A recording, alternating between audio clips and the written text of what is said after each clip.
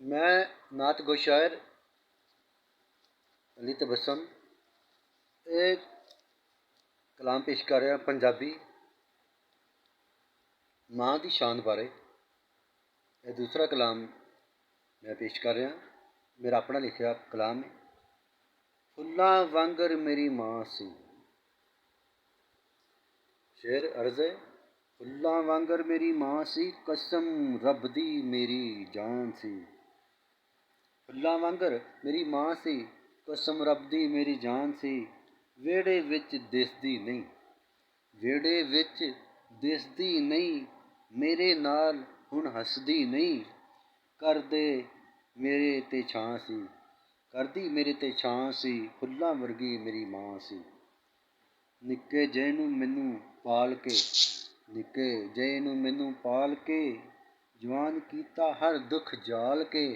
निक्के जे नूं मैनूं पाल के, जवान कीता हर दुख जाल के। टुरदी फड़ के बांह सी, फुल्लां वर्गी मेरी माँ सी।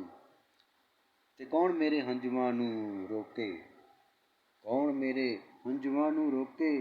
माँ बाझों जेड़े हो गए होके, कौन मेरे हंजुआं नूं रोके। माँ बाझों जेड़े हो गए औखे, मेरी अज़मत दा निशान सी। फुल्लां वर्गी मेरी माँ सी। शाला कोई मोड़ लियावे, शाला कोई मोड़ लियावे, माँ मेरी मैनूं गल ना लावे। शाला कोई मोड़ लियावे, माँ मेरी मैनूं गल ना लावे। हुंदी मेरे तो कुर्बान सी, फुल्लां वर्गी मेरी माँ सी। नक्ता पेश कर रहा, माँ तू मुक गई है, माँ तू मुक गई है, मेरे नाल क्यों रुस गई है। माँ तू मुक गई है, मेरे नाल क्यों रुस गई है। तबस्सुम दा कुल तू जहान सी, तबस्सुम दा कुल तू जहान सी।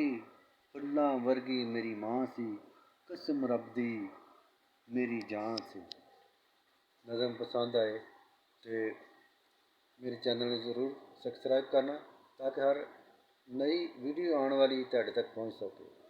आप उस नवी वीडियो तक अपना ख्याल रखना। अस्सलाम वालेकुम रहमतुल्लाहि व बरकातुहू।